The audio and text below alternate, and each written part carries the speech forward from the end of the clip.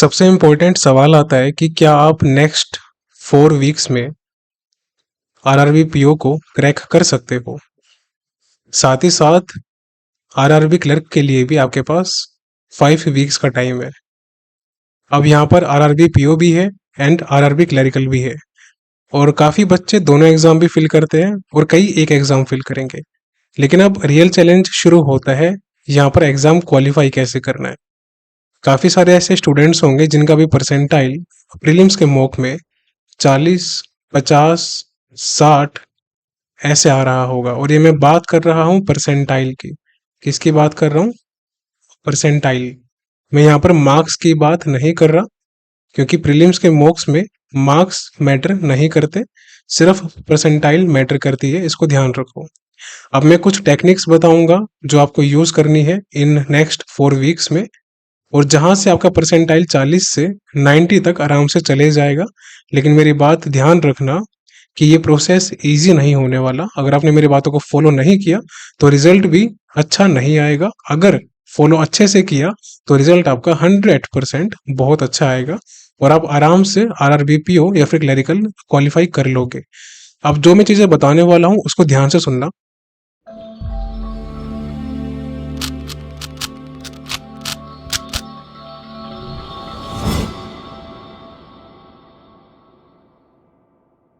Hello future officers, I hope you are perfect there and doing deadly study. So आज मैं discuss करने वाला हूँ आपके लिए 4 वीक्स की स्ट्रेटेजी आरआरबीपीओ प्लस आरआरबी क्लरिकल के बारे में। जो मैं पॉइंट्स बताऊंगा उसको ध्यान से सुन लेना अच्छे से, क्योंकि फर्स्ट वीक ऑफ अगस्त में आरआरबीपीओ का एग्जाम होगा एंड सेकेंड वीक ऑफ अगस्त में जो आपका सेकेंड वीक आएगा इसमें आपका आरआरबी क्लरिकल का एग्जाम होगा। अब यहाँ पर कंपटीशन इतना ज़्यादा होता है कि 6 to 7 लाख बच्चे सिर्फ एक एग्जाम में बैठेंगे। आरआरबीपीओ की बात करें तो लगभग 6 लाख या 7 लाख भी हो सकते हैं, इतने बच्चे एग्जाम देने आएंगे। और अगर हम आरआरबी क्लरिकल की बात करें तो ऑलमोस्ट 4 से 5 लाख बच्चे आराम से एग्जाम देने आएंगे। ठीक है। अब यहाँ पर सबसे मेन कंसर्न आता है उन बच्चों का जो 2-3 साल से कंटिन्यूसली एग्जाम दे रहे हैं, या जिन्होंने अभी शुरू किया है एग्जाम देना, उनके अभी सारे कंसेप्ट्स क्लियर हो चुके होंगे। उन सभी को एग्जाम क्लियर करना है, लेकिन सभी के एग्जाम क्लियर होंगे भी नहीं। जिनके पास डायरेक्शन ठीक है, उनको मालूम है कि क्या करना है क्या नहीं करना, और जो डिसिप्लिन मेंटेन करेंगे वही एग्जाम ये क्वालिफाई करेंगे और वही डिजर्व करेंगे। देखो, प्रीलिम्स क्वालिफाई करना सबसे टफ होता है आरआरबी पीओ में, ये बात हमेशा ध्यान रखना। मेंस इतना टफ नहीं होता। इसका रीजन क्या है मैं मेंस की स्ट्रेटेजी में जल्दी ही 1-2 दिन में लेके आऊंगा, उसमें बताऊंगा कि क्यों ऐसा है कि मेंस ज्यादा टफ नहीं होता आरआरबी पीओ प्री के कंपैरेटिवली। प्री ज्यादा टफ होता है। तो अब ध्यान से सुनना। यहाँ पर देखो, वो बच्चे जिनके परसेंटाइल ऑलरेडी मॉक में 80+ आ रही है, 80+। और यहाँ पर मैं बात कर रहा हूँ परसेंटाइल की, मार्क्स की बात नहीं कर रहा। मार्क्स मैटर नहीं करते। ठीक है। हमेशा परसेंटाइल देखनी है आपको कितनी है।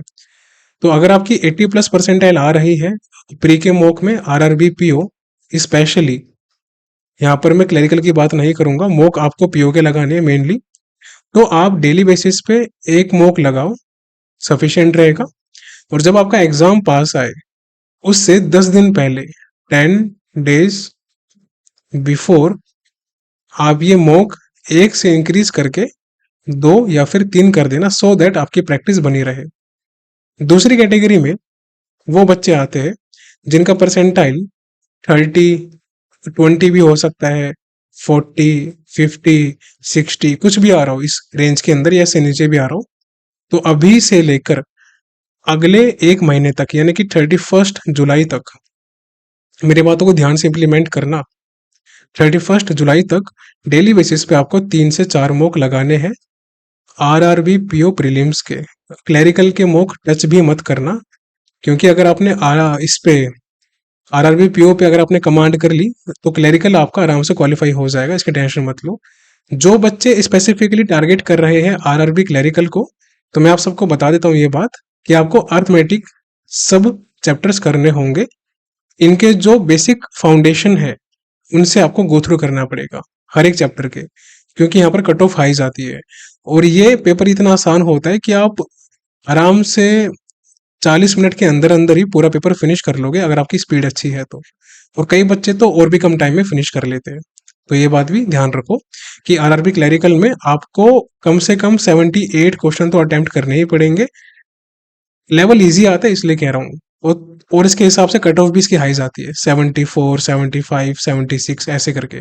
ओके, अब यहाँ पर एक चीज देखो, अगर आप आरआरबी पीओ के प्री के मॉक लगाओगे डेली बेसिस पे 3 से 4, तो यहाँ पर ना आपका जो लेवल इंक्रीज होगा ये काम आएगा आरआरबी क्लैरिकल को क्वालिफाई करने में भी, क्योंकि यहाँ पर आप हाई लेवल के क्वेश्चन की प्रैक्टिस कर रहे हैं जो कि पीओ से ज्यादा लेवल के आते हैं, इसके क्लैरिकल से ज्यादा लेवल के होते हैं पीओ के अंदर। ये फायदा है। तो आपको डेली बेसिस पे 3 से 4 मॉक लगाने हैं। वो बच्चे जिनका 20, 30, 15, 40, 35, 50 कितना भी परसेंटाइल आ रहा हो, 3 से 4 मॉक डेली के लगाने हैं। दोबारा सुन लो, आरआरबी पीओ प्रीलिम्स के, इसको लिख लेना। हर एक मॉक टेस्ट की, ईच मॉक टेस्ट की आपको एनालिसिस करनी है। कितनी देर? मैक्सिमम 30 से लेकर 45 मिनट्स, बस इतनी देर आपको हर एक मॉक टेस्ट का एनालिसिस करना है। एनालिसिस का वीडियो मैं कमेंट सेक्शन में और इस वीडियो के डिस्क्रिप्शन बॉक्स में डाल दूंगा, वहां से देख लेना। प्लस मॉक टेस्ट कैसे अटेम्प्ट करना है उसकी भी टेक्निक होती है, वो भी मैं वीडियो कमेंट सेक्शन में और डिस्क्रिप्शन बॉक्स में लिंक डाल दूंगा, वहां से आप देख लेना। दोनों को आपके बहुत काम आएगा। तो ये तो दोनों चीजें हो गई। जो 80+ परसेंटाइल वाले थे उनको डेली एक मॉक लगाना है, और एग्जाम से 10 दिन पहले उनको 2 से 3 मॉक लगाने हैं। मान के चलते अगर आपका एग्जाम 3 अगस्त को है, 3 अगस्त 2024 को है, तो 24 जुलाई से आपको डेली बेसिस पे 2 से 3 मॉक लगाने हैं। वो बच्चे जिनका परसेंटाइल 80+ आ रहा है, वो बच्चे जिनका परसेंटाइल 30, 20, 40, 50 कुछ भी आ रहा हो, कम से कम इतना, तो वो बच्चे ये 3 से 4 मॉक डेली बेसिस के आपको लगाने ही लगाने हैं, और ये आपको एग्जाम तक लगाने हैं। इसमें आपको कुछ भी चेंज नहीं करना, कुछ भी मॉडिफिकेशन नहीं करना। अब यहाँ पर बात करते हैं कि क्या आपको साथ में मेंस लेके चलना है या नहीं। सो अगर आपका परसेंटाइल कम से कम 70 तक आना शुरू हो जाए, ये मैं बात कर रहा हूँ परसेंटाइल की, मैं यहाँ पर एक्यूरेसी की बात नहीं कर रहा। कई बच्चे कंफ्यूज हो जाते हैं। देखो बच्चों, एक्यूरेसी अलग चीज होती है। एक्यूरेसी होती है कि अगर मान लो 10 क्वेश्चन टोटल है और मैंने 10 क्वेश्चन सारे अटेम्प्ट कर लिए और मेरे सारे क्वेश्चन ठीक है, तो 100% एक्यूरेसी होती है ये वाली। ठीक है, ये क्या होती है?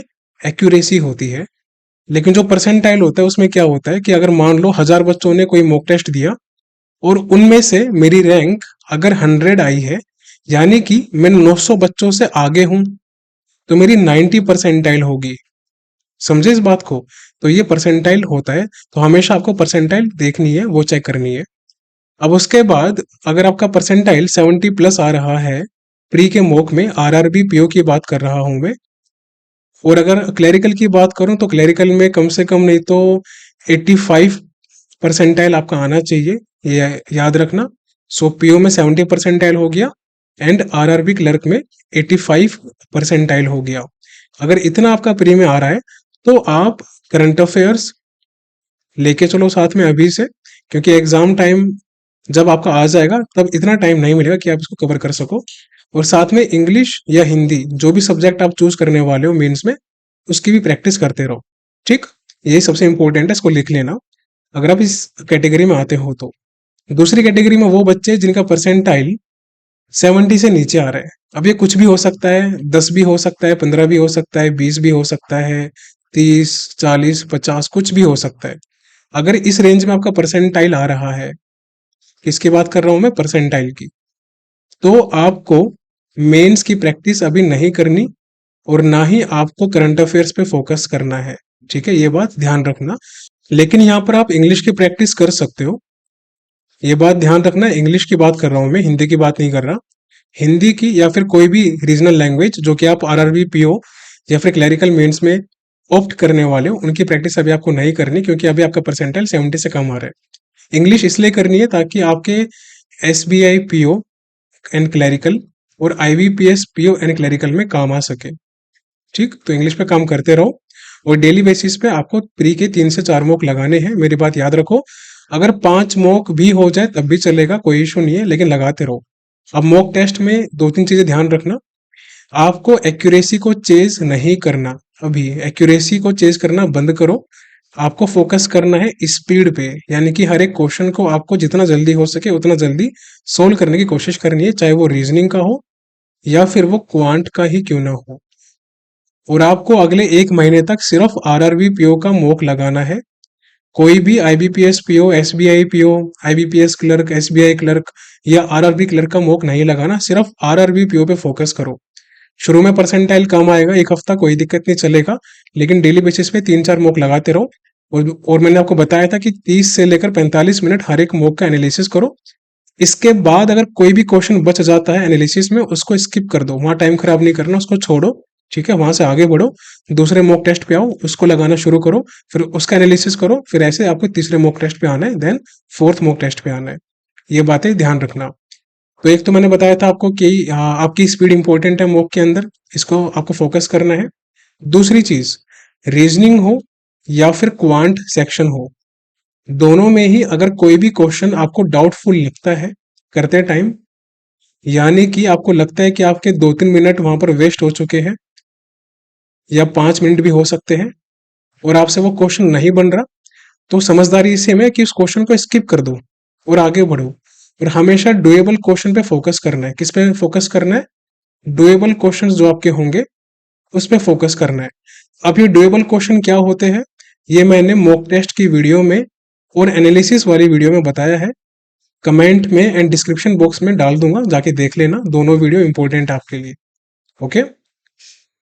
अच्छा, एक सबसे इंपॉर्टेंट बात, हो सकता है कि आप जब प्री के मॉक लगाओ तो आपका माइंड पैनिक करे या आपको टेंशन हो कि एग्जाम आने वाला है, 1 महीना बचा है, कैसे क्या करेंगे। तो पहली बात तो माइंड में कुछ भी ओवर थिंकिंग नहीं करनी, माइंड को काम रखना है एकदम। प्रीलिम्स और मेंस वही बच्चे क्वालिफाई करते हैं बैंकिंग में जो अपने माइंड पे कामनेस रखते हैं। अगर आपका माइंड काम नहीं है, शांत नहीं है, तो आप प्री या मेंस क्वालिफाई नहीं कर पाओगे, ये गारंटी है। जितना माइंड शांत रहेगा, जितना अपने आप को कंपोज्ड रखोगे, उतना अच्छे से क्वेश्चन टैकल कर पाओगे और उतने अच्छे से एग्जाम में स्पीड को मेंटेन कर पाओगे। और साथ ही साथ जो क्वेश्चन ट्रिकी होंगे, चाहे रीजनिंग में हो या फिर वो क्वांट ही क्यों ना हो, ऐसे ट्रिकी क्वेश्चन को हमेशा स्किप करना है। इतने मॉक लगाओ डेली बेसिस पे 3-4-5, सो दैट आप ट्रिकी क्वेश्चन और टफ क्वेश्चन को स्किप करना सीख जाओ। ये एक स्किल है जो कि टाइम के साथ आती है, लेकिन इसको आप 1 महीने में अचीव कर सकते हो। काफी लोग बोलेंगे कि इतने मॉक का फायदा नहीं है, सेक्शन लगाओ, ये करो वो करो, पीडीएफ से करो। देखो, आपने आज तक वो किया ना जो लोग कह रहे थे, अब जो मैं कह रहा हूँ वो करो एक बार। स्टूडेंट्स की परसेंटाइल 1 महीने में 40 से 80-90 आनी शुरू हो गई है। अगर आप टेलीग्राम ग्रुप पे ऐड हो तो आपने देखा होगा कि बच्चों की परसेंटाइल 40-50 से 80-90 आनी शुरू हो गई है 1 महीने के अंदर अंदर। तो आपकी भी आ सकती है। बस फर्क ये था कि उन्होंने मेरी बात मानी, डेली बेसिस पे 3 से 4 मॉक लगाई प्री के, और जैसे मैंने बताया वैसे एनालिसिस किया। और बहुत सिंपल प्रोसेस है, बस जैसा बोल रहा हूँ वैसा करते जाओ, आराम से एग्जाम क्वालिफाई हो जाएगा। एक चीज और, काफी बच्चे प्रीलिम्स के मॉक में मार्क्स को अचीव करने की कोशिश करते हैं। उनकी कंप्लेंट रहती है या फिर हम कह सकते हैं कि उनकी टेंशन रहती है कि सर हमारे मॉक्स में, मॉक टेस्ट में हमारे 60 नंबर नहीं आ पा रहे, 70 नंबर नहीं आ पा रहे 80 में से। तो ये आपकी अप्रोच गलत है। सबसे पहली बात, पता नहीं किसने बताया आपको, लेकिन मॉक्स में मार्क्स मैटर नहीं करते। A complete no, a big no. तो क्या मैटर करता है, मैंने अगेन बोल रहा हूँ, परसेंटाइल मैटर करता है। अगर उस मॉक का लेवल हार्ड है, तो उस हार्ड लेवल में अगर आपके 50 नंबर भी आ गए ना 80 में से, तभी आपका परसेंटाइल 95+ आराम से आ जाएगा। ठीक है। अगर उसका लेवल मॉडरेट है, तो आपका परसेंटाइल 60 नंबर में 80 में से आराम से 95+ आ जाएगी। और इजी मॉक में अगर आपका जो मार्क्स है वो 72, 73, 74, ऐसे जब आप मार्क्स लेके आओगे 80 में से, तब आपका 95+ परसेंटाइल आएगा। ये डिफरेंस देख रहे हो आप। अब अगर आपका टारगेट है कि आपको 60 नंबर लेके आने हैं, और मान लो कि वो इजी मॉक है और वहां पर 72, 73 मार्क्स में 95+ परसेंटाइल आएगी, तो ऐसे में क्या यूसेज है इसका, कोई बेनिफिट नहीं है। अगर वो हार्ड मॉक है, वहां पर आपके अगर 50 नंबर में 95+ परसेंटाइल आ गया, तो आप टॉपर्स में आओ, और फिर भी आपको टेंशन हो रही है कि आपके मार्क्स 60 नहीं आए। तो ये बहुत ही कहूंगा मैं इनोसेंस है। इतना भोले मत बनो। जो एग्जाम की रिक्वायरमेंट है सॉरी, उसको समझो। तो एग्जाम की रिक्वायरमेंट है परसेंटाइल, और दूसरा कोई काम नहीं करना। किसी पीडीएफ से प्रैक्टिस बिल्कुल नहीं करना, किसी वीडियो से प्रैक्टिस बिल्कुल नहीं करना। अगर आपका कोई भी एक टॉपिक वीक होता है, जैसे मान लेते हैं रीजनिंग में आपकी पजल वीक है, या फिर आपकी सिलोक्स वीक है, या फिर ब्लड रिलेशन वीक है, या फिर क्वांट में मान के चलते हैं, ये रीजनिंग था हमारा, यहाँ पर क्वांट था। तो मान लेते हैं कि आपका क्वांट में डीआई वीक है, या फिर आपका नंबर सीरीज में आपको इशू आ रहा है, या फिर क्वाड्रेटिक इक्वेशन में आपको इशू आ रहा है, तो अलग से प्रैक्टिस करने की नीड नहीं है। जो आप मॉक टेस्ट लगा रहे हो ना, अगर आप 3 मॉक टेस्ट लगा रहे हो, तो 3 मॉक टेस्ट में आपके 15-15 क्वेश्चन आराम से मिल जाएंगे आपको हर एक सेक्शन के। इवन पजल के तो आपको हर एक मॉक में 4 से 5 पजल मिलेगी, और 3 मॉक में ये 4 से 5 पजल आपकी आराम से 15 पजल के आसपास हो जाएगी। और अगर डीआई की बात करें तो एक मॉक में आपकी 2 डीआई आती है, तो 3 मॉक में आपकी 6 डीआई हो जाएगी। ऐसे ही नंबर सीरीज आपकी 3 मॉक में 15 हो जाएगी, और 15 सिंप्लीफिकेशन, और बाकी क्वेश्चन भी आ जाएंगे आपके। एंड सिलोक्स वगैरह भी सेम रहेगा, 15-15 क्वेश्चन आपके आ जाएंगे। अगर आप 4 मॉक लगाते हो तो ये क्वेश्चन 15 से आपके 20 हो जाएंगे, नंबर सीरीज क्वाड्रेटिक वगैरह के सारे मिला के, और डीआई आपकी 8 हो जाएगी। तो ये कहने का मतलब है कि प्रैक्टिस करनी है तो मॉक से करो, टाइमर के प्रेशर के अंदर करो। देखो, पीडीएफ से प्रैक्टिस नहीं करनी, कोई बेनिफिट नहीं होगा। आप बेसिकली मॉक टेस्ट को टैकल करना सीखो, उसका जो टाइम प्रेशर है ना, उसको टैकल करना सीखो।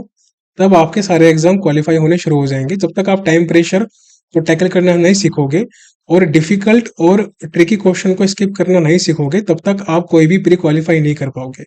जो बच्चे प्री क्वालिफाई करते हैं, उनकी स्पेशलिटी होती है कि वो डिफिकल्ट क्वेश्चन को और ट्रिकी क्वेश्चन को स्किप करना सीख जाते हैं, या वो इन क्वेश्चन को सबसे लास्ट में करते हैं जब वो डुएबल क्वेश्चन पहले कर लेते हैं।